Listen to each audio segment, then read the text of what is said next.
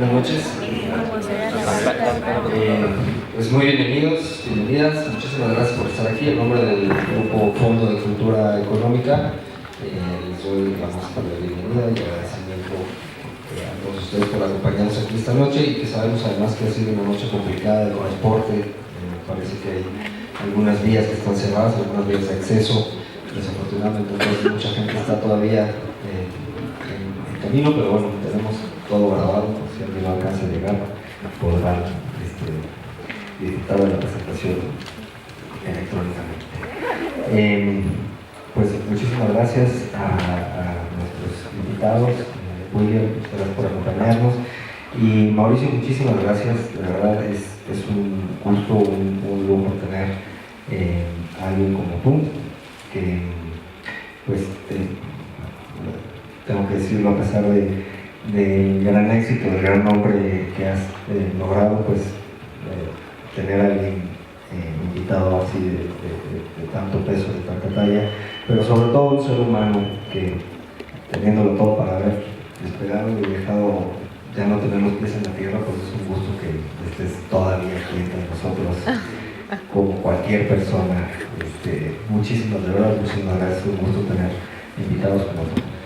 Y les dejo también a Mari, que haga una presentación un poco más detallada de lo que es este conversatorio, y empezamos. Muchas gracias. Muy brevemente, gracias, como dijo Álvaro, por estar aquí. Ha sido un día difícil, la circunvalar está cerrada, el acceso por la carrera quinta también. Prolongamos un poco el inicio del conversatorio, justamente porque suponemos que hay personas, creo que tú estabas llegando. La charla de hoy tiene un tema, dos términos que normalmente no solo no están relacionados, sino que a veces parecen antitéticos, que es arquitectura y ciudadanía. Se asume de muchas maneras que los arquitectos construyen un poco desentendiéndose de lo que está pasando en el mundo social.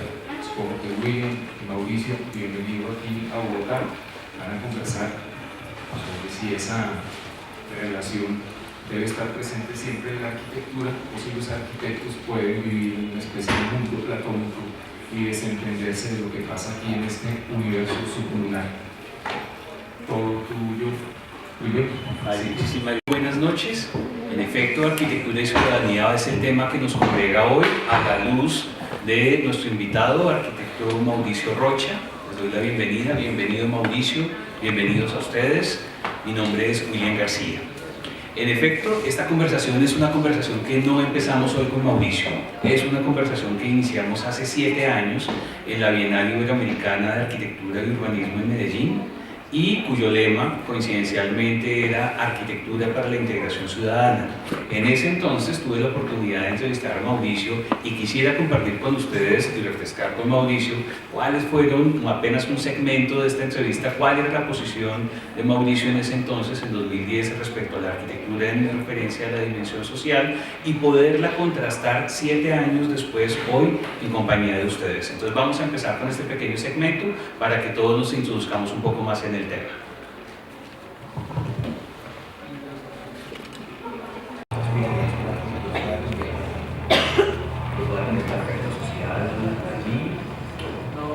¿Cómo es esto? Bueno, yo hace mucho no estaba emocionado con un viaje como ahora de Medellín, porque siento que se ha logrado en la plaza de los pies descalzos, ¿no?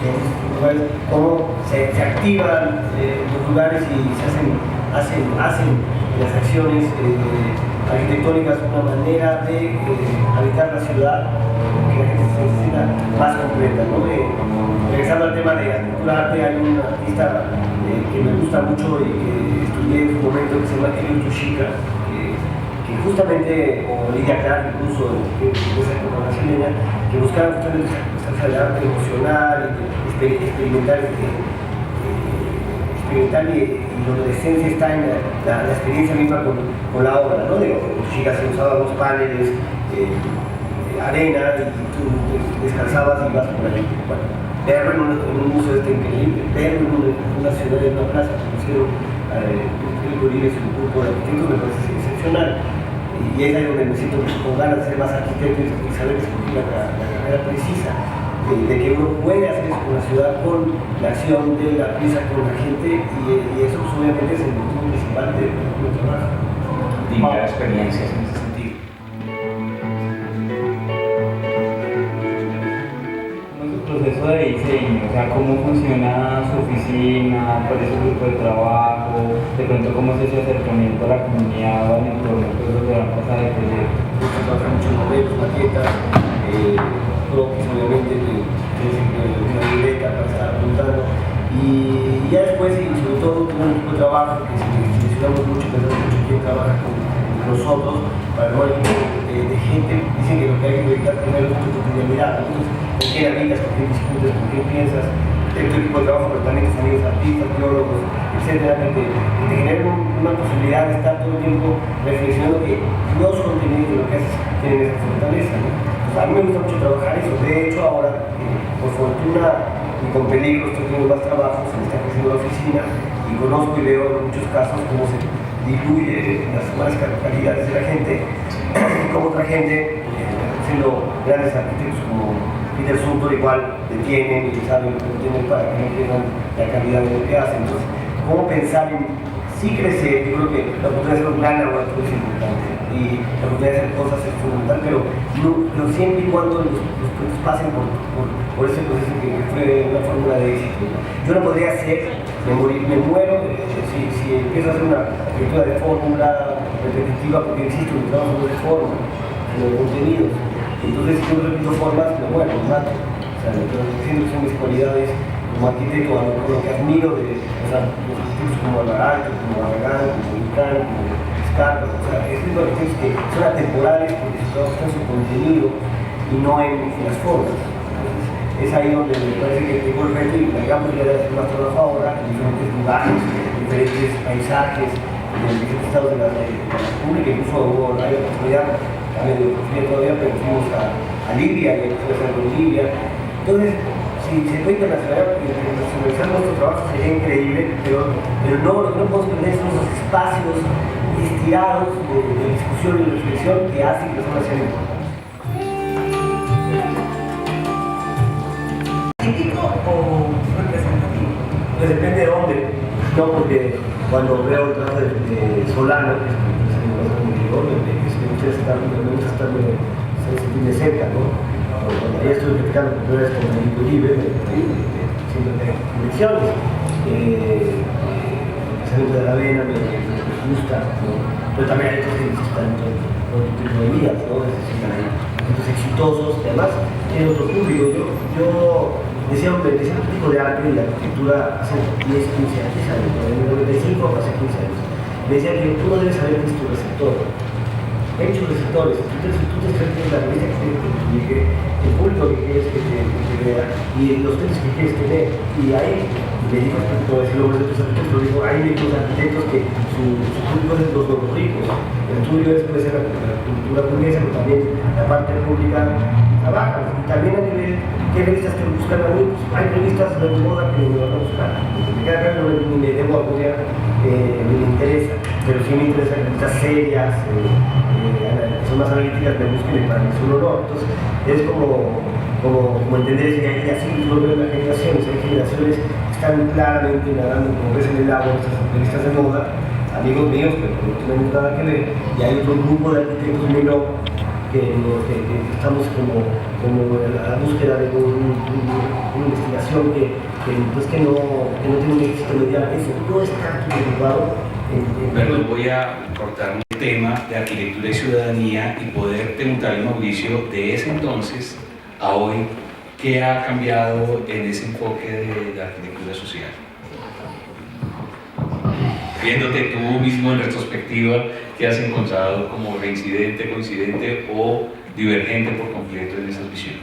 Bueno, por un lado, que tiene que ver con algo que comentamos en ese entonces, o sea, algo muy importante para el trabajo que uno hace tiene que ver con la formación originaria, es decir, que te construye como arquitecto, porque yo sigo pensando que la arquitectura es una herramienta hay gente que considera que la antropología como herramienta, la sociología como herramienta, el arte como herramienta, el cine, yo dudo mucho en ser cineasta o artista como herramientas, y al final el destino o las situaciones me llevó a la arquitectura. Pero más allá de la herramienta tiene que ver toda la reflexión atrás de lo que haces. La herramienta solamente existe para poder seguir adelante con una reflexión, un ejercicio de filosofía sobre de qué manera tú quieres contribuir en la sociedad en la que vives, ¿no? Y en ese sentido estricto, la arquitectura a mí se me ha facilitado y creo que es el lugar donde lo puedo hacer.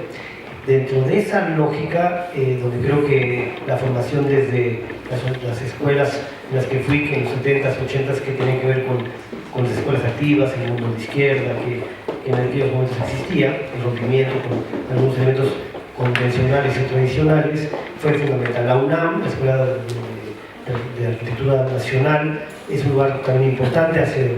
Yo fui el alumno en el 85 cuando fue el temblor, ahora hay otro, y fuimos como alumnos, fuimos a vecindades, cómo vivía la gente, entender, más que realmente como alumnos no ayudamos mucho, pudimos entender cómo vivía la gente, cómo estaba hacinada en pequeños espacios, etcétera, etcétera. Entonces toda esa formación es fundamental, esencial para la arquitectura que queremos hacer, y eso construye una postura ética y política fundamental para el seguimiento de lo que queremos. Ahora, hay una realidad que hay que saber manejar. De 2010 a la fecha, o sea, 7 años después, yo te diría que de 2010 al 2011-12 creció tanto la oficina que tuve 50 agentes en mi oficina, y hubo un momento que detuvimos y dijimos, alto, esto no, hay que tener cuidado con esto. No quiere decir que ahora seamos mucho menos, pero somos entre 20 y 30, cosa que es mejor que 50, pero no es mejor que quizás entre 10 y 20, que sería lo ideal. Porque hay sistemas o lógicas donde podrías incluso trabajar con células de colaboradores para evitar tener una oficina muy grande desde lo administrativo, pero sobre todo desde la función personal, de reflexión con quien trabajas. Y la otra, que es muy grave, pero hay que saber manejar, o puede ser muy buena, es que cada vez tenemos clientes con mucho dinero. Pero con mucho dinero que no quieren hacer, que no están queriendo hacer con su dinero un albergue o una escuela pública, no, es decir, gente que te piden una gran casa o te piden un edificio lujoso. Y no creo que esté mal hacerlo. Yo creo que ahí el referente de los que hablé, uno de ellos, Louis Kahn, cuando pienso en eso digo, la gran escala o el dinero en una obra, pues vuelvo a ver el Salk Institute y digo, bueno, si con dinero él logró esto, nosotros creo que podemos lograr cosas que no es el peyorativo el tema del dinero, ¿no? El problema está en cómo poder hacer una balanza, y quizás porque tienes este trabajo con gente que te hace hacer una casa lujosa, que no quiere decir que esté mal, porque ahí puedes estar reflexionando sobre atmósfera, luz, secuencias experienciales de la arquitectura. Por otro lado, sin la menor duda, tienes un músculo económico en tu despacho que te permitiría, con mucho menos recepción de dinero, lograr trabajar para comunidades y tratar de no dejar esa parte. Lo importante es en qué momento uno se centre y evite, como decía Álvaro hace ratito, tener los pies en la tierra, y en la tierra está la gente que vive en las comunidades, y está la gente que necesita de espacios más dignos, y nuestro oficio les puede ayudar. Encuentro en ese sentido que conciencia y responsabilidad social serían dos de los conceptos que están en el trasfondo de esa preocupación. Es decir, no solamente qué se hace con ese dinero, sino la buena utilización de ese dinero, que no implica necesariamente lujo o derroche, sino una realidad arquitectónica acorde y persiguiendo eso que tienes en esos referentes de esos autores, de alguna manera atemporalidad. Otro de los temas que discutíamos en 2010, que era un tema muy en boga, era la relación entre arte y arquitectura. Estábamos a portas y estábamos inundados de una cantidad de arquitectura de espectáculo, de extravagancias arquitectónicas, que era lo que inundaban las páginas de revistas en ese momento. Sin embargo, ahora pues tenemos una conciencia mucho más clara que ese tipo de arquitectura en este momento, no sé si no es pertinente o no es responsable seguir continuando con ese manejo de escalas tan desproporcionadas. En la oficina, en este taller de arquitectura que has contado con Gabriela Carrillo, ¿qué preocupación contemporánea les arrastra en cada uno de los encargos? ¿Qué les mueve a inquietarse por indagar? Porque en algún momento tú también decías que cada proyecto y cada obra en sí mismo era una investigación y era un pretexto para investigar. ¿Qué les mueve o qué les preocupa en ese sentido? Sí, dos cosas con tu pregunta. La primera, que acaba de suceder ahorita, que estaba en la Universidad de los Andes acompañando a Lorenzo Castro a una plática, estaban platicando y de repente me salió, yo venía de ver su trabajo, que es un edificio que está haciendo al lado de lo que va a ser el centro de convenciones, que están haciendo Bermúdez y Herreros. Sí. Y yo me salió a decir, y lo voy a decir ahora también acá, no es políticamente correcto, pero hay que las cosas decirlas como son, como el siente uno. Hablaba de esto, que cuando en la arquitectura, porque la clase de Lorenzo está muy bien, está manejando desde un punto de vista de cómo hablar de lo intangible, de cómo observar y entender la arquitectura más allá de su forma, y cómo se activa con el espacio público, cómo se activa con el tejido urbano, o cómo fluye en los programas en la espacialidad de un edificio, más allá de entender su forma. Hace 20 años, regresando al arte y la arquitectura, hace 20 o más de 20 años, en 1990-91, en el arte hubo una crisis económica en el mundo, pero en el arte, todas las pinturas de muralistas, bueno, no muralistas, de grandes obras como de Barceló, de José Clemente, que eran grandes cuadros que se compraban en precios increíbles, viene la crisis y las galerías y los museos rompen en ese sentido. En ese momento yo lo viví porque un muy amigo mío, Gabriel Orozco, artista de nuestro país,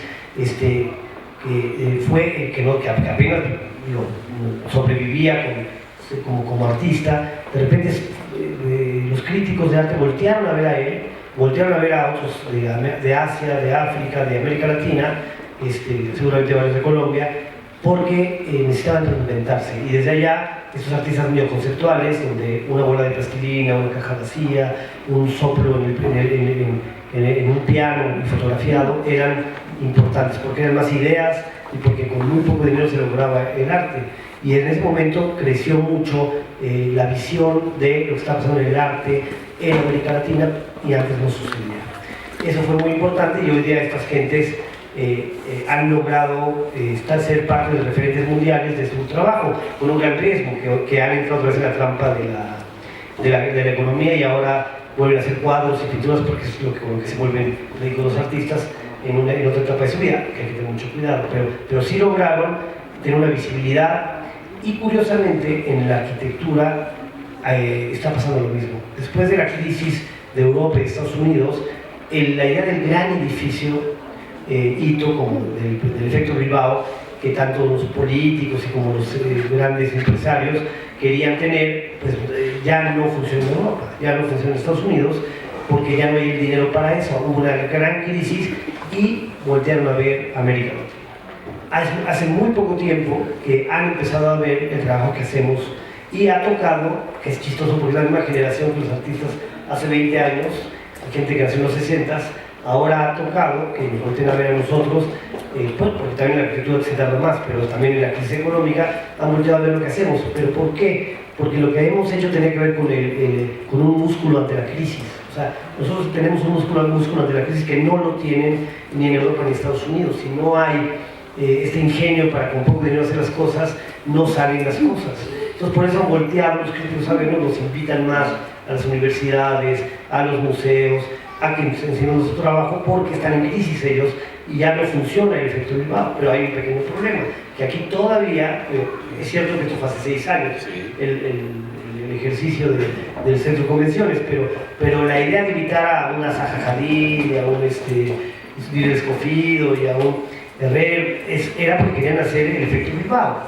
Y yo creo que sería un gran error seguir con esa idea en nuestros países. Nuestros países tenemos que trabajar más como en el efecto de Medellín, 2010 y ahora después también son 7 años, pero lo que ha ido pasando es en construir acupunturas y tejidos urbanos que permitan resolver de otra manera, porque en eso somos muy buenos, y menos esperar que los europeos o americanos que hoy no tienen chamba en su país, bueno, los americanos ya crecieron otra vez economía, pero ahora vengan acá a nuestros países a hacer lo mismo, porque a ver si aquí sí funciona. O sea, hoy más que nunca hay que tener la conciencia de que no a los grandes edificios, sino a estas acupunturas que construyen la ciudad. Entonces voy a la pregunta de qué ha pasado con nosotros. Nosotros, o sea, si nos hubiera caído un gran encargo, no es que le dijéramos que no. O sea, sin duda no diríamos que no, porque la oportunidad que rechazas es oportunidad que cedes. Entonces, si tú no lo haces, lo hace otra persona, igual va a hacer este gran origami o esta gran que sabe que, ¿no? Por decir algo. Nosotros pienso que pequeña o gran escala, la idea es el pretexto para construir estos fluidos de programa y de actividad que logren activar ciudad y activar sistemas de relación con la comunidad. Y incluso con en nuestro caso, al final con la Fundación Har Perú en el San Pablo, que es un convento donde es una fundación con dinero, es que logramos construir un pasaje público en un espacio privado, que esa es la gran enseñanza, es con Salmona, y eso siempre lo tenemos muy marcados desde las torres, ¿no? Entonces, digamos que de alguna manera aprovechamos todas las oportunidades, pero de hace 2 semanas para acá te diría, agobiados porque sí tenemos mucho trabajo, me acaban de pedir que haga un edificio de departamentos en Polanco, y de repente cuando llegan los inmobiliarios y te dicen cuántos departamentos quieren meter adentro de ese edificio, resulta que la aportación espacial que podemos hacer es mínima. El acomodo de los departamentos es la misma que haría cualquier arquitecto, porque ya es muy fácil para acomodar esos de esa manera, no hay de otra, y construir espacialidad no hay forma. Entonces, que entremos solamente para hacer una bonita fachada, se complica. Entonces hay ese gran conflicto. ¿Qué hacemos en ese momento con él? Porque ese era un concurso que sí lo voy a hacer porque ya dije que sí, pero estoy un poco entusiasmado. Sin embargo, ahorita con lo del sismo nos pidieron que fuéramos a Jujutla a ver si diseñamos unas casas para la gente que no tiene casa en Jujutla, y no nos van a pagar y estamos muy entusiasmados. Entonces, digamos que en ese sentido estricto, todo tiene que ver con cómo construir espacialidad y cómo conectar con la cultura específica, ¿no? Es decir, igual hacer estas casas para Jujutla, la única manera de hacer espacio no va a ser probablemente en el interior de las casas, pero el conjunto de casas, si no construyes una propia espacialidad que propongamos nosotros, por lo menos ayudarles a no perder la que tenían antes. Mauricio, ¿tú estarías de acuerdo con la afirmación que entonces, en ese sentido, el arquitecto pivota entre las demandas de lo político y las demandas del mercado? En algún momento las demandas del político o de lo político te dicen no hay dinero y los limitantes son estas y vamos a construir con esto. Recuerdo mucho la inauguración de la Bienal Iberoamericana en 2012, que la inaugura Esperanza Aguirre, la presidenta del gobierno español, y ella arranca su discurso diciendo, la verdad les cuento que me ha dejado el avión, me he tenido que venir por tierra y he encontrado en mi trasegar por este camino para llegar aquí una cantidad de arquitecturas inacabadas, proyectos faraónicos que no pudimos terminar, quedamos una cantidad de millones de euros enterrados allí que no pudieron llegar a término, y por eso es que yo creo, y les vengo a decir hoy, decía ella, yo creo que habría que matar a todos los arquitectos, y todo esto lleno de arquitectos. En Cádiz, claro. Y decía, me caen mal los arquitectos porque sus crímenes perduran más allá de nuestras vidas. Y ella le atribuía a estas faraónicas arquitecturas la quiebra enorme en la que se metió España y la crisis española, que llevó en efecto a que los ganadores de esa Bienal Iberoamericana fueran proyectos opuestos a esa visión, proyectos donde se premiaba la modestia, la racionalidad, la sensatez, la arquitectura del más por menos. Ese tipo de arquitectura que empezó a generar ese viraje fue esa dimensión política. Sin embargo, hoy fíjate que te ves enfrentado a la demanda del mercado, hay cierta deseo por vivir en Polanco, ¿quién no quisiera vivir en Polanco? Pero las realidades son, necesitamos una rentabilidad de tanto, unas áreas de tanto, y el arquitecto entonces se ve constreñido ahora a gobernar en eso. En esas dos dimensiones entre lo político y económico, ¿con cuál te quedarías? Es muy fácil, digo, es muy fácil, aunque al final ya veo que es complicada esa decisión, pero o sea, a ver, nuestra oficina, nuestro estudio, no me gusta decir oficina, nuestro taller, así se llama taller, se llama taller porque es un espacio de trabajo y de laboratorio, ¿no? Nunca fue un lugar donde los inmobiliarios se acercaban a nosotros, nunca. Nosotros tampoco los buscamos, nosotros nunca hicimos una oficina, o ahora sí digo oficina, para que la gente fuera a ver este gran buffet de arquitectos que les puede ofertar lo mejor a los inmobiliarios o a otras gentes. Sin embargo, ahora nos buscan porque tenemos un nombre. Y si bien en nuestra oficina se decepcionan, bueno, nuestro taller ahora sí, se decepcionan porque es un taller, no es una oficina.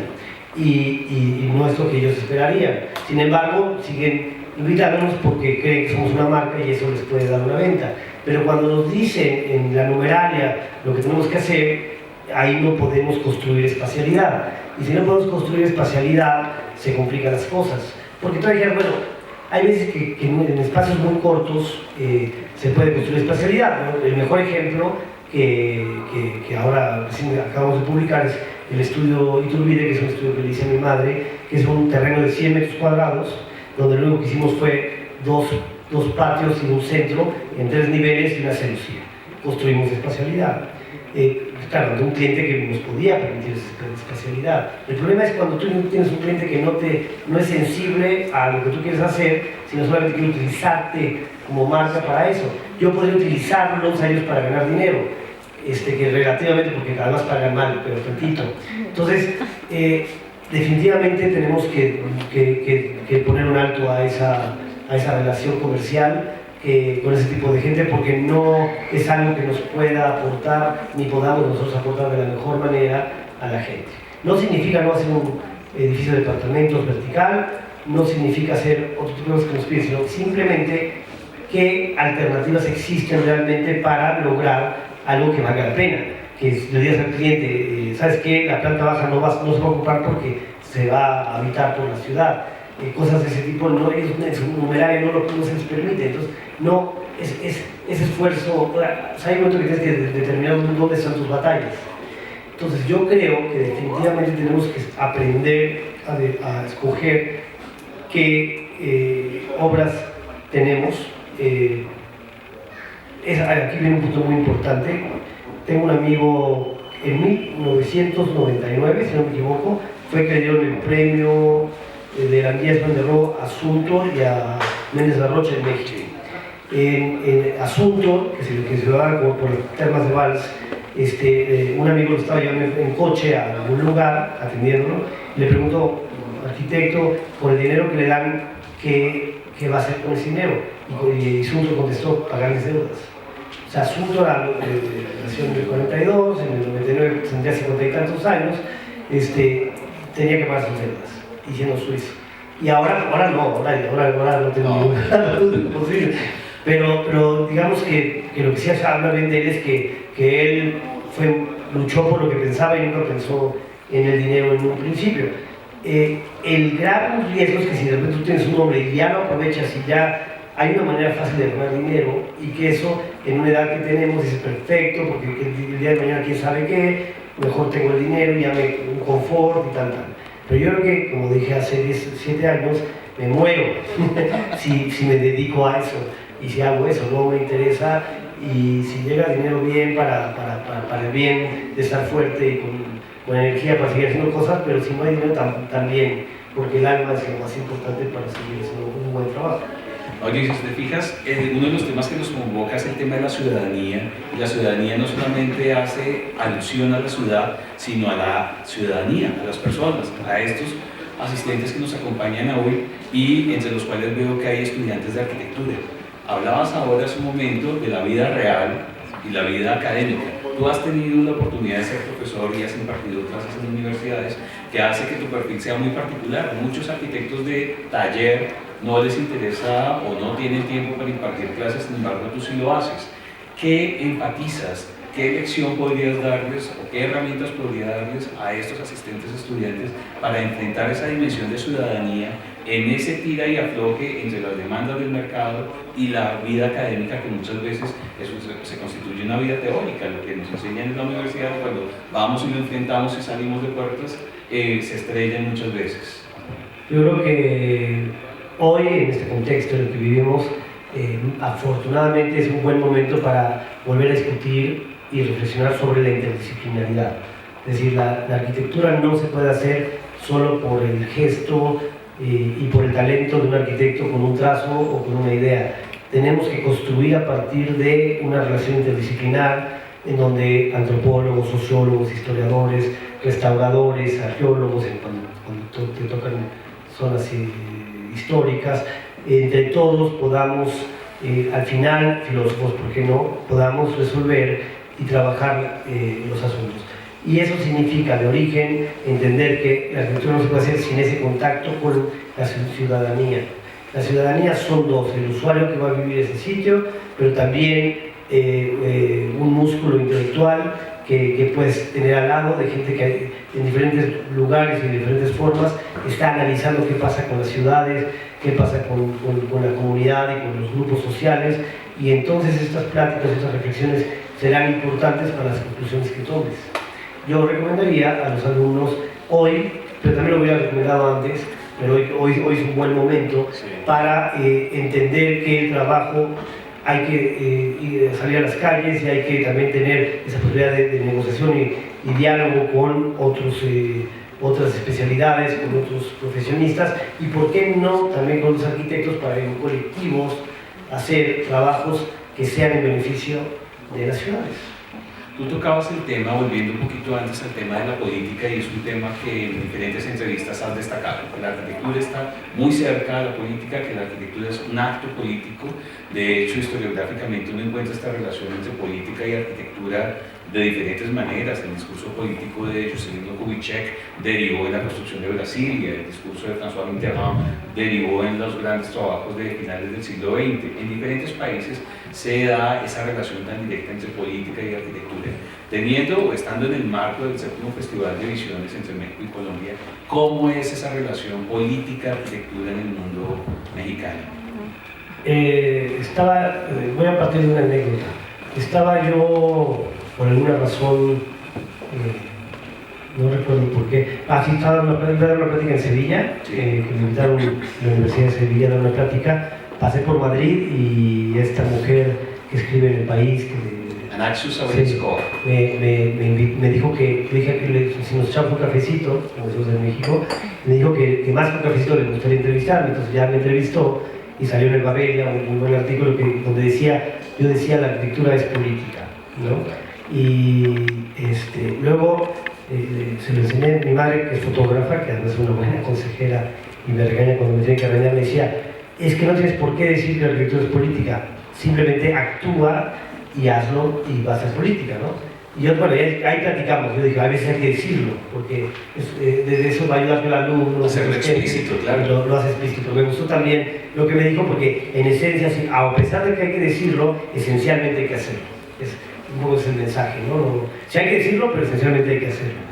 Y en ese sentido estricto, me parece que siempre que la arquitectura es política, porque cada cosa que hacemos tiene que ver con eso, al servicio de quién estás, o la arquitectura, a pesar, porque es otra. La arquitectura luego tiene administradores en diferentes momentos, en el caso del gobierno, ¿no? Sí.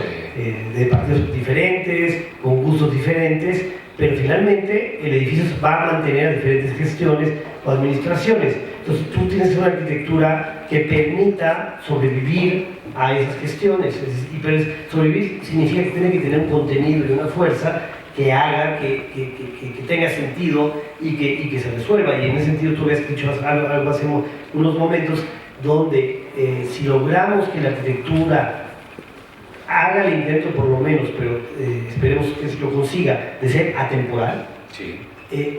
Esa es la gran posibilidad de que la arquitectura sobreviva a esos manipuleos políticos que hay en el intermedio, y que nosotros como arquitectos sí construyamos dentro de esa temporalidad permearlo de esta parte política que tiene que ver no con una visión específica de que si es de un partido, no, sino desde la política, desde la ética, a construir espacios abiertos, democráticos y que permitan abrirse a la ciudad. Y eso es quizás algo que hay que estar constantemente trabajando, más allá de que a veces no nos gusta tanto el interlocutor. A veces el político que está del otro lado no es el con el que compartes visiones ideológicas, pero es el que en ese momento tiene las posibilidades de que se active un edificio. Entonces, como arquitecto tenemos que no tener en cuenta tanto eso, sino simplemente que si le entremos a un edificio, a una obra, pequeña o grande, que tenga una repercusión más allá de esa anécdota momentánea de quién lo está administrando. En esa misma entrevista, si bien se destacó como principal tema de la arquitectura política, o fue lo que más se subrayó allí, también subrayaste el interés en que tu arquitectura utilizara materiales del lugar y les dieras un sentido y una forma nueva. Uno lee esto y uno dice, este es un tema o es una preocupación compartida no solamente por tu taller, sino por muchos otros arquitectos. ¿Cuál sería la característica diferencial que tú encuentras en el esfuerzo o en los trabajos que están haciendo versus el panorama que encuentras a tu alrededor? Que pensamos que dentro de nuestro panorama en México la mano de obra sigue haciendo cosas que hoy día son imposibles en Europa o en Estados Unidos, porque la mano de obra todavía se puede ser económica para un proyecto, es decir, un muro aparente de piedra, elementos de concreto bien hechos, hoy día son imposibles en Estados Unidos, en fin, pero entonces aprovechando esto también corres un riesgo. ¿Cuál es la diferencia entre una arquitectura contemporánea de un muro de piedra aparente que se hizo a la vieja usanza o cómo lo deconstruyes ahí sí en un tema de cómo tecnologías nuevas te permiten lograr que la gravedad sea diferente, que el peso del material cambie, que sí haya una condición matérica pero al mismo tiempo haya una ligereza? Son ya temas que tienen que ver cómo se abre como diafragma el edificio y la luz, que son quizás temas hoy más presentes en nosotros que hace 7 años. Cómo logramos que cosas mucho más refinadas de la arquitectura sean importantes en cualquier condición. O sea, el paso de la luz, el manejo de la penumbra que tanto hablaba Barragán, hoy día son más importantes en nuestro trabajo, pero también todo el diseño de una tecnología que permita que sistemas tradicionales le den la vuelta en lo contemporáneo. Tan es así que realizando la entrevista del País, sí, me decía, cuando le comenté, porque en esos momentos lo estaba haciendo, le comenté en la entrevista que estábamos por hacer un pabellón en la feria de Milán para la tienda Hermes. Ella me dijo, oye, pero todo esto contradice lo que me estás diciendo, ¿por qué vas a hacer un pabellón para la tienda Hermes? Sin embargo, yo le contesté, esto es un laboratorio y Hermes me está permitiendo hacer un trabajo de ese tipo. ¿Qué fue lo que fue? Creo que tú ya tienes unas imágenes. Sí, Hermes es un pabellón que nos pedían de tierra, que había que construir en 2 semanas y poder reconstruir y poder volver a utilizar. Y nosotros vimos que entonces la tierra compactada no era atractiva. Entonces lo que decidimos es usar el tepetate. El tepetate es un material muy barato en México y es un sillar que lo cortas en el suelo y que lo manipulas y que es muy barato. Resulta que ya era tan barato que era fácil, era más barato cortarlo en México, traerlo en barco y llevarlo a Italia que usar cualquier otro material. Pero obviamente se sabe que sustentablemente no es lo mejor, pero era más barato. Luego, en un estudio más a fondo, resulta que en el sur de Italia se usó un material que es exactamente el mismo, pero que no se llama tepetate, sino el tufo, que es un tepetate de la zona, que afortunadamente es el que usamos, O sea, sí, no. Hicimos la investigación, sí, te vi la cara, dije no, lo hicimos antes de la investigación y llegamos a la conclusión de que el tufo, que es el material que se utiliza allá, es el que se podía comprar. Y entonces lo compramos, nadie ya lo usa en Italia, como en México tampoco el tepetate. Entonces lo compramos, solo hubo un caso muy chistoso que tuvimos que cortarlo a la mitad porque las reglas de los italianos tú no puedes cargar más que tal peso como obrero. Sí. En México un obrero carga 3 de los grandotes y no hay bronca, y acá el obrero italiano solamente la mitad de él. Que luego es otra reflexión sobre una protección del obrero, pero también una exageración que se burocratiza y limita materiales que se podrían utilizar. Es todo un tema. Pero lo que sí logramos con el ejercicio de Hermes fue una construcción en frío, donde lo que tienes es una estructura metálica que arma con traves inferiores y traves superiores todo un sistema, y no hay nada de mezcla, todo es el material simplemente apoyado, entonces de manera muy rápida lo puedes poner y transportar. Esa investigación es muy válida, muy importante, y sí sirvió para enseñar las piezas lujosas de Hermes. También es cierto que el propio Moneo esa vez había hecho diseños de unos muebles que le propuso Hermes. Es decir, otra vez, no hay que perder la visión. Está bien que Hermes haya metido dinero para esto, o que haya sido para sus intereses, pero a uno le sirve porque toda esta investigación seguramente nos puede ayudar a futuro, ahora con lo del sismo, no sé de qué maneras, pensar en cosas muy rápidas para armar y replantear los adobes, que en vez de tirarlos los puedas simplemente rescatar y rápidamente utilizar. En fin, o sea, digamos que en pocas palabras, no hay cliente malo si lo sabemos utilizar. Y desde allá hay que trabajar siempre y cuando esté dentro de tu investigación y visión política y filosófica y ética.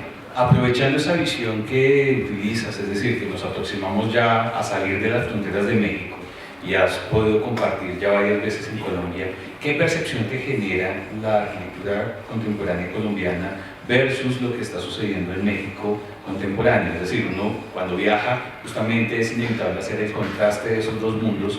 ¿Qué te llevas? ¿Qué encuentras? ¿Qué podrías entender como visión comparativa de lo que está sucediendo en estos dos países? Yo veo muchas similitudes. Veo que porque también los dos países se han abierto al mundo, y por otro lado se han logrado experiencias que van por diferentes lados. Desde tener el antecedentes, arquitecturas fuertes, lo comentamos hace rato, como aquí tiene una Salmona, y nosotros tuvimos a Legorreta, y antes obviamente a Barragán. O sea, pero sí quiero decir Legorreta porque los primeros 15 años de Legorreta fueron muy buenos, ¿no? Y después viene una época de otra generación que no es la nuestra, que es, en nuestro caso es la de los que trataban de ser pues como modernistas, super modernistas, quizás como Enrique Norten en México. Aquí no sé cuál sería en ese caso el caso, no sé si, pero es de la edad de Bermúdez, ¿no? De esa generación. Y luego nuestra generación, donde es increíble los parentescos, es decir, digamos que en México está el fenómeno de Massanti, es parecido al fenómeno de Mitchell Rodkin en México, y por otro lado tenemos, yo diría en este momento, en corto diría, yo me siento cercano a lo que está haciendo Lorenzo Castro, con respecto a lo que yo estoy haciendo, y en el medio muchas cosas pasan varias cosas, ¿no? Pero sí creo que hay muchas similitudes, y creo que por la arquitectura colombiana está en un gran momento, o sea, donde hay gente haciendo cosas muy interesantes, muy importantes. Hay grandes riesgos, obviamente, siempre, pero para mí el fenómeno de Medellín que platicamos hace 7 años me parece hoy todavía latente, claro, fundamental en lo que ha pasado. O sea, yo lo sigo viendo con mucha admiración. También cambió la imagen de los políticos, no solo de Colombia, sino de México. Hemos sabido vender muy bien lo que hizo Fajardo para que los políticos mexicanos, aunque sean por sus intereses, sepan que es una oportunidad para ellos en su parte política, pero al final estamos haciendo una arquitectura para las clases abandonadas. Entonces, eso ha sido una vinculación que veo importante, y de la mano, repito, con que la visión de los curadores, de los museos del occidente, volteen a ver lo que está pasando en cada uno de los lugares. Y de ahí ya me abro a no solamente México-Colombia, sino en Brasil, Argentina, Chile, etc., ¿no? Esta visión de tu taller de entender los proyectos de arquitectura como investigación, es decir, hay una pregunta, hay cierta dimensión de curiosidad, de preguntarse algo. Muchas veces esas respuestas son inesperadas, el tepetate, las posibilidades de realizarlo o de no realizarlo, esas aventuras en las que uno se encuentra, llama mucho la atención como resultados. Una de esas aventuras que encuentro en la obra de Mauricio Rocha es la Escuela de Artes de Oaxaca. Es la aventura de construir en un material, o con más bien con una técnica no convencional. ¿Qué lecciones te dejó el diseño de esta escuela? Bueno, la Escuela de Artes ha sido un proyecto muy importante para nosotros, porque ganó varios premios. También es cierto que le haya ido muy bien. Construyó dentro del contexto donde la hice enemigos, pero no conmigo, sino con la circunstancia. Y sí me interesa platicarlo porque estamos hablando de lo político. Francisco Toledo, un gran pintor, artista mexicano, nos invita a hacer esto, pero como ya antes había en toda la ciudad de Oaxaca intervenido para que se transforme la ciudad, es una gente muy activa. Bueno, nos invita para hacer la Escuela de Artes, que estaba fuera de la Universidad Benito Juárez, que es pública, y de repente dice, bueno, ya vamos a poner la escuela, y deciden que es dentro del campus. Ese campus siempre había sido diseñado por los propios arquitectos y maestros arquitectos del campus y de la Facultad de Arquitectura. Yo era el primer caso de un arquitecto fuera, pero era yo un recomendado de Toledo. Teníamos prisa porque en un año teníamos que terminar la escuela, y el rector decidió que la hiciera yo a pesar de las quejas de los de algunos arquitectos, y se hizo en un año rápido, además en tiempos de una locura absoluta. Hay esa doble función, doble condición, porque eso de poco tiempo nos hizo entrarle a la tierra compactada, que ya habíamos estudiado para otro proyecto, y no está regulado, eso en México, ¿no? No está regulado que la tierra compactada esté en los permisos de construcción, reglamentos, no está codificado, pero sí en la numeralia el ingeniero lo puede entender. Hubiera sido imposible si hubiera sido con las delegaciones o con los municipios que nos dieran ese permiso, pero como era una universidad autónoma, dijeron, aquí lo podemos decir nosotros, va para adelante. Entonces lo hicimos. Construimos una dimensión de tierra compactada que nunca habíamos hecho, y en muy poco tiempo. Al final se logró, se resolvió, se terminó, se publicó, se externó y ganó la Bienal Mexicana de Arquitectura, la Panamericana, la Iberoamericana, y ha sido publicado en muchos lugares. Sin embargo, cuando estábamos terminando, cambiaron de rector, y entró un nuevo rector que resultaba arquitecto, que era el mismo que no quería que hubiéramos hecho la obra. Y él al principio lo sentimos muy agresivo, no entendíamos por qué, y luego poco a poco, además de la agresión, fuimos entendiendo que eran estos arquitectos que no les convenía que nos fuera tan bien, porque era un precedente para que se invitaran a otros arquitectos de fuera y perdieran ellas su bolsa de trabajo. Entonces, atacaron el proyecto. Hace poco me dijo, oye, este arquitecto tenía un problema personal contigo, ¿no? Yo le contesté hace poco, sí. Hace 4 días que fui allá. Les dije, no es personal, es lo que yo represento, ¿no? Me costó trabajo entenderlo, pero al final lo entendí. El señor estuvo criticando la escuela, criticándola a 3 meses de salir después de sus 4 años de gestión, y de que nosotros teníamos el dinero para arreglar la escuela, para ponerla bien, para cualquier cosa que ellos tuvieran duda, porque nos apoyaba la Secretaría de Cultura por los premios que había ganado. Él no aceptó ni siquiera la llamada de la Secretaría de Cultura Nacional y tiró 2 muros. Porque yo antes de irme, pues rompo esto, ¿no? Sí, claro. Tiró los 2 muros, los hizo de tabla roca, o sea, de duroc, en vez de los muros de tierra, y así lo dejó. Y logró su parte, no me voy sin hacer esto. Los 4 años siguientes estuve yo haciendo una serie de análisis, hasta con modelos de la NASA, para ver el comportamiento en sismo de los muros de tierra. Mi calculista, porque queríamos estar muy seguros, y al final les exigimos un estudio de geotecnia con dudas de que no nos dieran una buena mecánica de suelos anterior. Eso es un análisis perfecto del lugar, y encontramos ya un proyecto que donamos para que restaurar la escuela tal cual, porque el problema de la escuela, ya no se los dije, tiene que ver con temas de dilatación, es decir, había unas columnas de concreto que estaban internas de los muros, nada más una columna por muro, y justo ahí hay un momento de cambio que se mueve diferente con el sismo o con los movimientos de tierra, asentamientos, y se hacen quiebres, ¿no? Nosotros habíamos hecho originalmente la especificación de las líneas de de dilatación y no las respetaron. Más bien, ya nos sacaron antes de terminar, porque con ese famoso rector arquitecto. Total, la escuela pues, tuvo sus quiebres, pero nada grave. Ahora, nunca se pudo lograr con el anterior rector, ya voy por el tercer rector, el que nos hizo, con el que hicimos la escuela, luego con el arquitecto que nos jodió, y luego el otro con el que no se hizo nada, hicimos el proyecto y pero tampoco hizo nada. Y ahora viene ese último sismo de 8.1 y yo dije, pues, le dije a una gente que vive allá en Oaxaca a ver el lugar. Sí. Y fue a ver el lugar y me hicieron fotos y había justamente un lugar, un solo punto, donde se había desmoronado el muro de tierra en un fragmento porque es donde estaba el muro de la columna de concreto. En ese momento, pues, obviamente eso es para una gente que vive ahí, se cayó algo de tierra, esto se va a caer. Y yo cuando me enseñan esto dije, qué buena noticia. ¿Por qué buena noticia? Porque todo el edificio, que no era ese punto, que es donde estaba el quiebre, quedó perfecto, quedó bien, y se demostró que los muros funcionaron durante un sismo de 8.1, que es muy grande. Y donde cayó es donde no trabajaba, que quizás ahí cometimos el error del punto de dilatación y quizás una mayor adherencia de ese pequeño elemento de tierra con respecto a la columna para que trabaje, para que esté junto con ella lo que está dilatado. No me voy a acabar mucho porque entonces...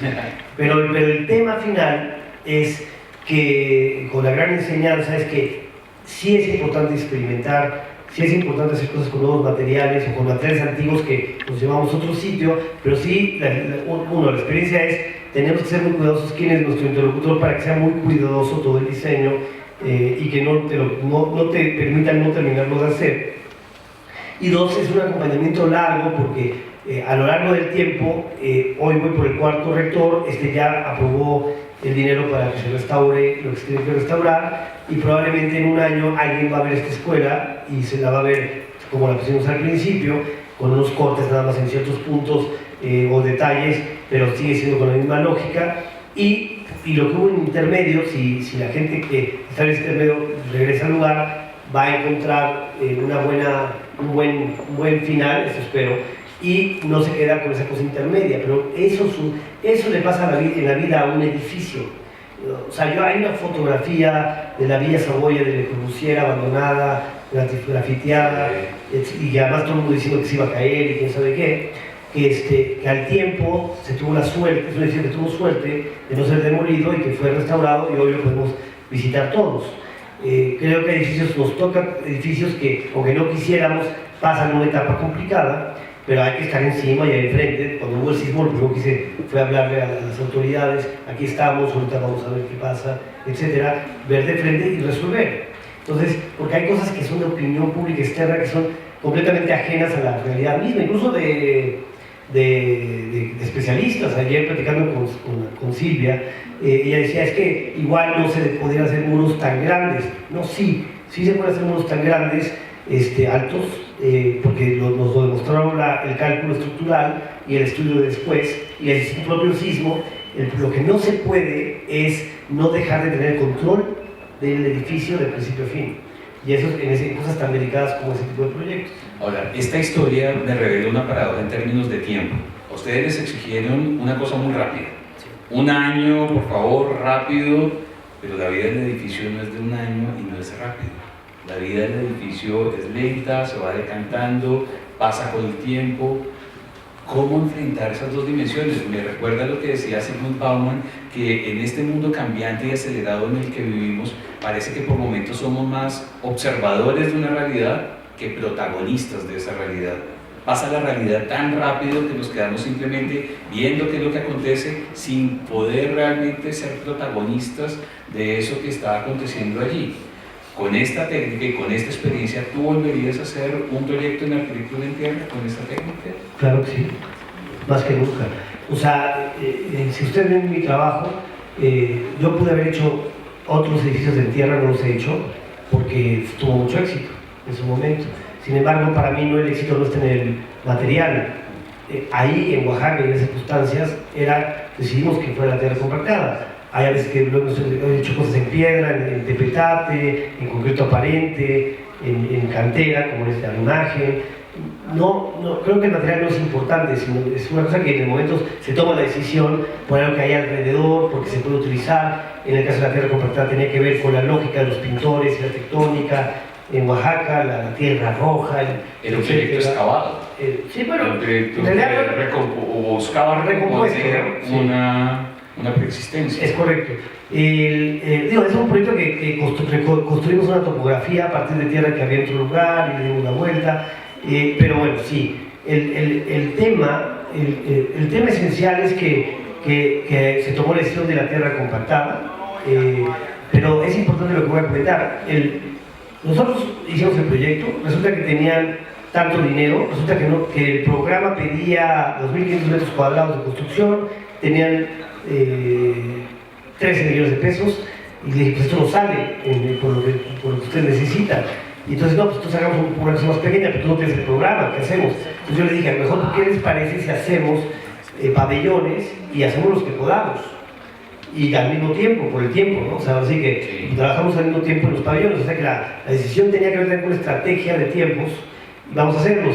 Resulta que a la mitad del periodo, del camino, dio el tiempo para que pidieran más dinero y logramos hacer esta primera etapa de 2.500. No está terminada, hay una segunda etapa de otro edificio que está enfrente de esto, pero no se hizo el plan maestro. Entonces logramos hacer algo que al final de cuentas, en terminar en tiempos, lo que yo solamente dos cosas cuidaría si tuviera que volver a hacer esto otra vez. Uno, que aunque tuviéramos prisas, el que tú compartas la tierra requiere de una precisión de vigilancia para que siempre sea igual, porque los muros que tenemos todos son resistentes y todos son estructurales, y ya lo determinaron varios calculistas. La única diferencia es que uno se desmorona un poco más en la superficie que otros. No es grave, estéticamente para unos sería precioso que todos sean lisos. Yo soy de la opinión que los desmoronados también son bellos, pero si tú quieres que no te la armen de todo, decimos en México, que no te la armen de pedo por eso, lo que tenemos que hacer, y quieres que sean perfectos, es simplemente precisión y control, que tampoco es nada en contra de los tiempos, implicaba mayor vigilancia de cada obrero a la hora de hacer esto, ¿no? Esa es una.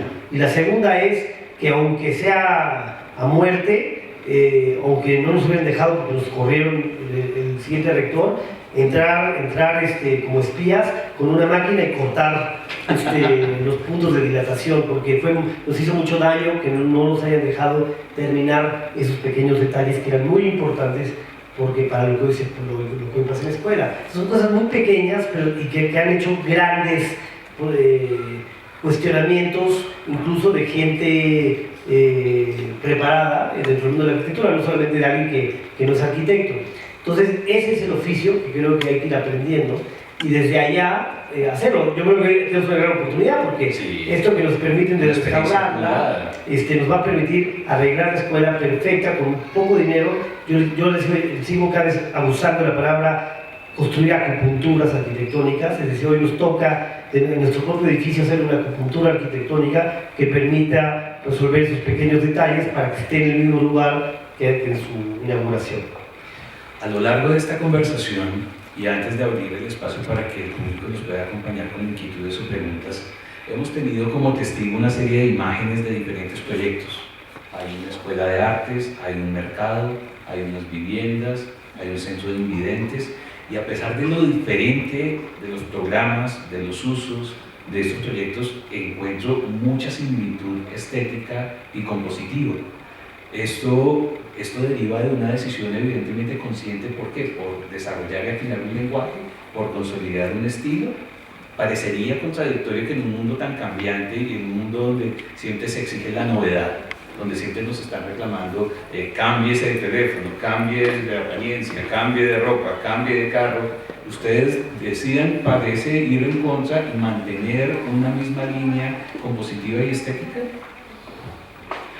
Sí, yo creo, bueno, por ejemplo, lo interesante de lo que dices es, lo primero que diría es, siempre tratamos de sacudirnos la idea de un estilo. O sea, que el estilo es preocupante porque es algo que se repite formalmente, hay que entender la palabra estilo. A mí me gusta decir, yo me gustaría sacudirme el estilo porque yo no quisiera condenarme conmigo mismo, ¿no? En una manera de hacer las cosas. Lo que debe uno repetir o profundizar en su repetición es una postura política, filosófica, y dentro de esa y de estrategias. Dentro de las estrategias que tienen que ver y yo diría que los puntos que yo remarcaría como que sí están en todo nuestro trabajo, uno es una profunda observación del lugar, una lectura de la preexistencia. La preexistencia a veces es un edificio del siglo XVII y a veces es un árbol con 2 piedras. Pero en uno o en el otro caso son importantes para lo que tengamos que hacer en el lugar. Eso significa, por lo tanto, una lectura de la cultura, del sitio, de los materiales que hay alrededor, de cómo lo podemos trabajar. Y finalmente, desde allá un rigor estructural donde no existen maquillajes y lo que hacemos siempre es, en esencia, la estructura del edificio. No nos interesa ocultar, sino todo lo contrario, nos interesa demostrar cómo carga el edificio, cómo funciona estructuralmente y cómo potencializamos sistemas tradicionales y les damos la vuelta para llevarlos a otro lugar. Desde ahí, sin duda, nos interesa, algunos le llaman lo simple, otros le llamamos lo sencillo, es decir, la síntesis que permita hacer que la arquitectura sea lo suficientemente sobria, se soporte a sí misma, intente ser clásica, intente ser atemporal, pero que al final de cuentas corra el riesgo de desaparecer, de pasar desapercibida para que suceda la vida, para que suceda el programa y para que ejemplifique o dialogue con el entorno y contexto con el que se encuentra. A partir, tratando de recoger esta posición política y estética frente a la arquitectura, ¿estarías de acuerdo si yo afirmara que si en el caso miesiano, la máxima miesiana decía que menos es más, en el caso de taller de arquitectura de Mauricio Rocha y Gabriela Carrillo, la máxima sería más por menos? Tomo las palabras de un teórico italiano y las repito últimamente. No es menos es más, es menos es suficiente, que es muy diferente. Y este italiano, que puedes hacer, no recuerdo su nombre, él destroza a arquitectos que yo admiré en su momento como Pauso, incluso Asunto, porque son obras que requieren de demasiado dinero para ser minimalistas o para hacer una síntesis poética. A mí me parece que en el menos es suficiente es la gran oportunidad de hacer una arquitectura que en un gran esfuerzo intelectual y de oficio permita que un muro de piedra cargue y resuelva el problema. Y desde ese momento es sobre un muro de piedra con una estructura interna y con una manera de conectarse con un techo y armar un espacio, si logramos que entre la parte económica y la solución estructural construya elegancia, sencillez, dignidad, temporalidad, pero al mismo tiempo permita con ese no excesivo esfuerzo de la obra, sino el esfuerzo intelectual que la lleva a ser un espacio factible, porque de otra manera condenas en obras como las de Sunto o como las de Pauso, condenas la oportunidad de trabajar para comunidades de bajos recursos o condenas la oportunidad de hacer obras con bajos presupuestos. Y en ese momento te vuelves simplemente un arquitecto de las grandes élites, que no es que esté mal, pero no es solo eso, hay que buscar más que eso. En ese sentido, entonces, podríamos hablar de una arquitectura de esencia o una arquitectura que persigue una esencia, en esa preocupación por la racionalización de los materiales, la racionalización de los usos, en la búsqueda de esas esencias del lugar, de la tectónica, de la estructura, de la espacialidad. Yo creo que me lo han dicho muchas veces y sí estoy de acuerdo, nuestra arquitectura es muy racional y busca desde esa racionalidad encontrar soluciones que se lo permitan. Pero por otro lado, y cada vez más afortunadamente, si dentro de esa racionalidad empezamos a encontrar la poética, estamos del otro lado. Pero ¿qué significa? ¿Cómo poder lograr desde la racionalidad encontrar la poética? Se podría o no contradecir esos dos puntos, ¿no? La razón y la poesía. Yo pienso que con con razón y logrando una arquitectura que se permita sostener a sí misma, y después en la complejidad de la misma empezamos a encontrar estas aperturas que hacen que entre el sol y que construya atmósferas específicas, se puede llegar a la poesía. Carlos Mijares, que es un maestro muy importante para nosotros, es un gran maestro, porque no existe el pasado, es un gran maestro para nosotros. Dijo en su último homenaje en vida, dijo: yo no sé si he llegado, pero siempre he buscado que mi arquitectura tenga poesía. Yo pienso que nosotros hay un momento que sabemos que podemos acercarnos en nuestra investigación a construir atmósfera, y esperemos que logremos lograr poesía. Y por eso me voy a una anécdota que siempre cuento, que es la siguiente. Yo quería ser cineasta, Sí. y si había un cineasta que admiraba yo de manera absoluta, era Andrei Tarkovsky, al cineasta ruso, que curiosamente su arquitectura, su cine tiene que ver con la atmósfera. O sea, él construye atmósferas dentro de su cine. Para el que no lo ha visto, se los recomiendo mucho. Y él murió joven, murió de cáncer, justo después de terminar El Sacrificio, su última película, y lo entrevistaban meses antes de fallecer en una sesión con estudiantes, y le preguntan: oiga, ¿cuáles son sus cineastas favoritos? ¿A quién diría usted? Y él contestó: mire, cine que hable del mundo exterior, casi todo. Todo el mundo habla de cine del mundo exterior, cine comercial, aventuras, etc. Cine del mundo interior, que hable del mundo interior, muy pocos. Y él dijo Buñuel, Kurosawa, Bergman, dijo 6 nombres. Yo creo que en la arquitectura pasa exactamente lo mismo. La arquitectura del mundo exterior, pues casi toda, ¿no? Digamos que finalmente se hacen edificios, se hacen centros comerciales, se hacen muchas viviendas, etc., ¿no? Arquitectura del mundo interior, también muy poca. Luicán, Barragán, Alvaralto, Escarpa, Salmona, lo digo de veras con toda la claridad, Barragán, es decir, porque es gente que decidió hablar de ese mundo interior, que construye más allá del edificio. Y desde ese lugar aparecen cosas que te emocionan, que te sorprenden, que están fuera del programa, aunque se haya resuelto el programa. Muy pocos arquitectos tomaron la decisión de tomar ese camino. Te lo propongo ese mismo ejemplo desde otro ángulo, y es pensar la arquitectura desde todos los sentidos y no solamente desde el sentido de la vista. Parecería que la arquitectura se agota solamente en el sentido de la vista, cuando la arquitectura tiene la posibilidad de afectar todos los sentidos: el tacto, el olfato, el gusto, el sentido.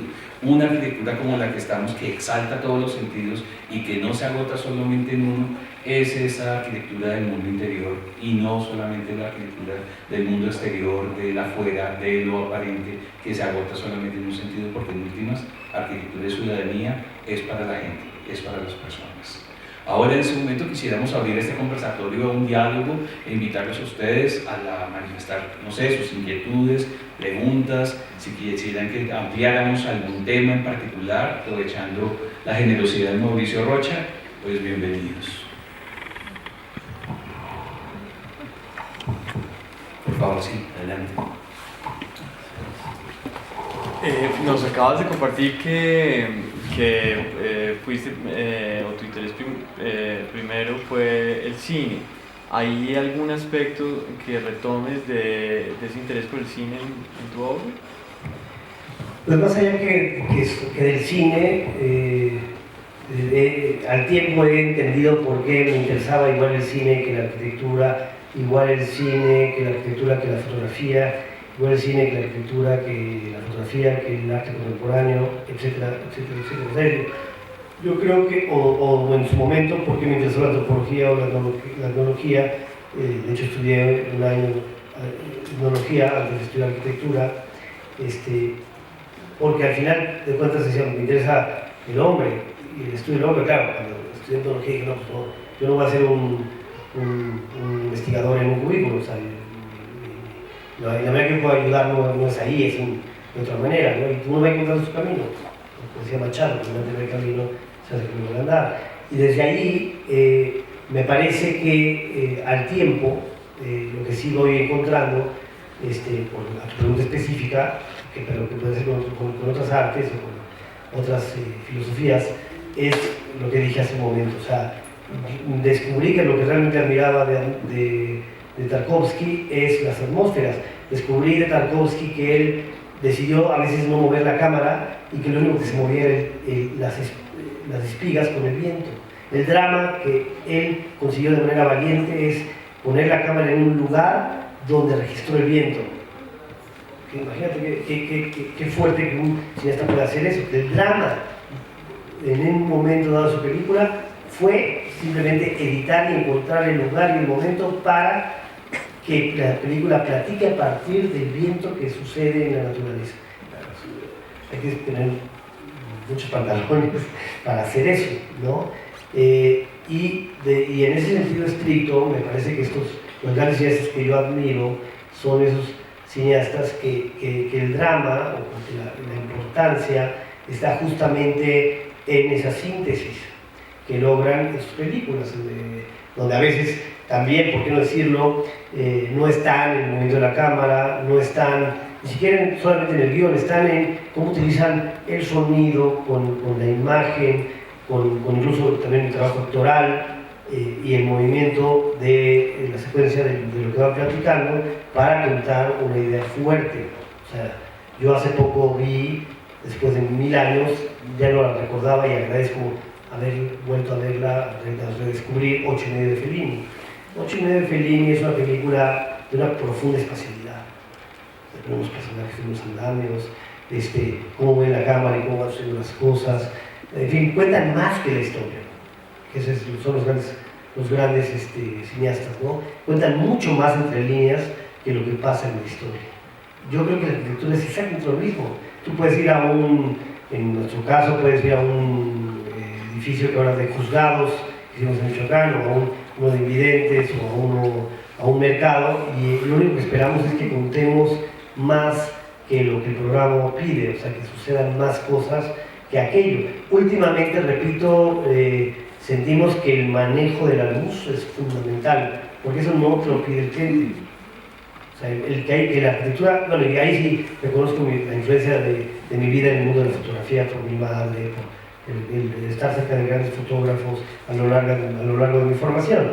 Pero el que la arquitectura sea un diafragma te permite que la entrada de luz sorprenda y llene de manera diferente el espacio en diferentes momentos del día o en diferentes momentos del año. Ese regalo que te da tomar esas decisiones te hace solamente tener un coraje muy grande, que no tendremos la suficiente vida para llegar a conclusiones de las cosas que podemos ir avanzando en lograr hacer arquitectura. Por eso a veces digo, y vuelvo contra el estilo, la buena arquitectura, si la tomas por ese camino de lo intangible y donde las atmósferas es fundamental y por lo tanto la luz, esa parte es inagotable. Y por lo tanto no puedes entender que te repitas formalmente, porque repetirte formalmente es no leer esa parte de lo intangible. Pero eso también es cierto que te aleja de la parte comercial de la arquitectura y te mete en problemas de cómo sobrevivir en un mundo donde el ritmo y los tiempos, etcétera, para hacer obras de buen nivel y de buena calidad. Pero no podemos detenernos y tenemos que entender que esa es nuestra lucha y tenemos que trabajar. Y ahí hay un punto muy importante. Hace poco, ahorita la nueva Bienal de Arquitectura va a ser justamente sobre el bienestar, sobre el espacio, etcétera. Y de repente, una gente de los que va a cubrir la Bienal de México dijo, oye, me comentó, pero yo luego le hablé, dice, oye, pues, nosotros tenemos que aprovechar la oportunidad para hablar del terremoto en la Bienal, porque acaba de ser y va a ser una buena oportunidad, entonces hay que volver a editar lo que la gente puede traer. Y yo le dije, no, el contexto de la Bienal es hablar del bienestar, no hablar del terremoto. Si el tema no tiene que ver, no hay que traerlo Lo cual no quiere decir que la atmósfera y el bienestar del control de luz sea un tema de élite o del buen gusto y ya. Y ahí sí tengo que hablar de algo que pasó en México, que yo lucho contra ello porque yo lo padecí. En la UNAM, hubo un momento que estaba dividida la escuela entre dos, entre los ricos que tenían la escuela de letras, le llamaban, y que solamente diseñaban clubes de golf, o los de autogobierno, que decían, no podemos entender la arquitectura como estética porque eso es burgués, tenemos que trabajar para el pueblo. Ay, yo siempre me sentí como la red del ping-pong, con pelotazos de un lado y del otro, y siento que definitivamente se puede hacer, menos es suficiente, pero lograr la atmósfera, porque entonces la atmósfera no es importante para un lado o para el otro. Y en ese sentido estricto, yo creo que tu pregunta ya no fui a otro lado, pero no importa. Siento que en ese sentido estricto está la gran lucha está en cómo lograr densidad espacial sin importar la dimensión de proporción de presupuestos ni de quién es tu cliente. Mauricio, uno de los retos que tú tocas es justamente el tema de la intangibilidad. De manera típica, un arquitecto está asociado al problema de diseñar un edificio, pero el problema de intangibilidad en arquitectura se llama espacio público, y ese reto es mucho más complicado porque es como diseñar el blue jean de la arquitectura. Es un espacio que le debe gustar a todos, a grandes, a pequeños, a niños, a adultos, a generar una atmósfera en la que quepamos todos. Es el espacio democrático por excelencia. Es un reto en el que ya el proyecto y la materialidad se te va de las manos, ya no tienes tantos recursos y tantas posibilidades porque ya no está anclado el problema del volumen, sino todo lo contrario, a un problema de la intangibilidad. En tu caso, ¿cómo enfrentas esa dimensión del vacío y del espacio público cuando te ves abocado a ese reto? Sí. Bueno, yo partiría de dos cosas. Una es, o varias. El meterte al espacio público, y eso decía hace rato María Elvira, que me gusta mucho este pasaje con el río, que sobre todo el gran talento está en la síntesis, de con poco lograr recordar el río, pero también funciona bien y con dos o tres materiales se consigue. Es cuando ahora que nos han empezado a invitar a cosas de espacio público, nos ha costado mucho trabajo porque entender casi en plan, yo trabajo mucho en maqueta, pero entender casi que la maqueta es una planta, me cuesta trabajo entender la experiencia espacial de cómo resolver estos lugares que estamos empezando a hacer, lo cual significa que tenemos que tener el cuidado de tomar poco a poco la experiencia y el oficio de entender esa escala, ¿no? Nos ha pasado con obras, de repente nos tocó un proyecto que tenemos que son 900 hectáreas de un terreno. ¿Cómo lees 900 hectáreas? Nos tardó tiempo encontrarlo, pero ya aprendimos a leer 900 hectáreas. Hoy, entender que la dimensión es casi plana es complicado. Eso es primero, aprender a hacerlo. Dos, el espacio público hoy es muy importante. El espacio público siempre ha existido. En México, el espacio público está en el Zócalo, está en las plazas, en los kioscos, en bulevares que han existido. Lo que pasó es que en la modernidad y luego 80 y los centros comerciales nos olvidamos. Sí, por completo. Por lo tanto, el espacio público no es un nuevo invento, es simplemente retomar lo que funcionaba bien en las ciudades y tratar de, en el contexto actual, ofrecer nuevas maneras de entenderlo. Pero sí debe ser claro que la gran sabiduría de los pueblos antiguos tenían espacio público y funcionaba de manera extraordinaria.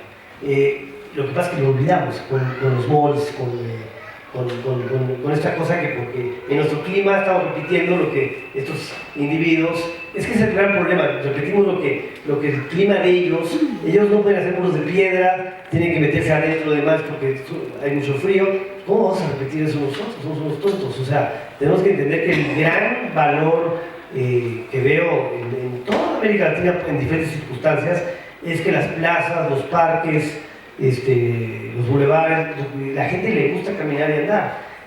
Un mundo aspiracional de nuevos ricos que intentaron cambiar el sistema para parecer como los americanos.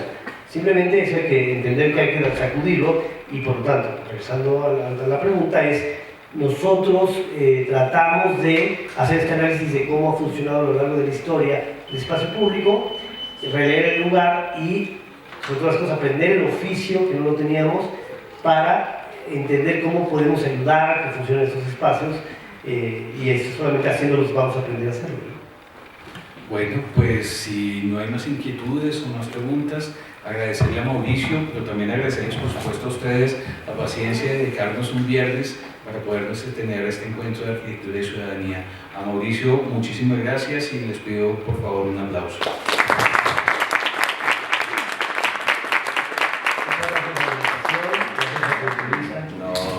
Es un placer además estar en esta gran obra de Salmona, que ese es un honor también que hay que subrayar, y también por supuesto también esta vinculación cultural entre México y Colombia con el Fondo de Cultura Económica, que es un honor poder tener aquí esta base, además con este emblemático edificio que además se llama Gabriel García Márquez, que es un gran escritor que también tuvo una fuerte presencia en nuestro país. Lo conocí, sus hijos son amigos míos, o sea que también hay todas esas cosas como la confluencia de sectores de arquitectura. Mi madre estuvo aquí hace poquito también. Sí, entonces, aquí. O sea que por una y otra es un placer estar en este sitio y seguir el camino. Y que espero que nos veamos cada 7 años. 7 años, por supuesto, de sabata en sabata. Sí. Perfecto, muchas gracias.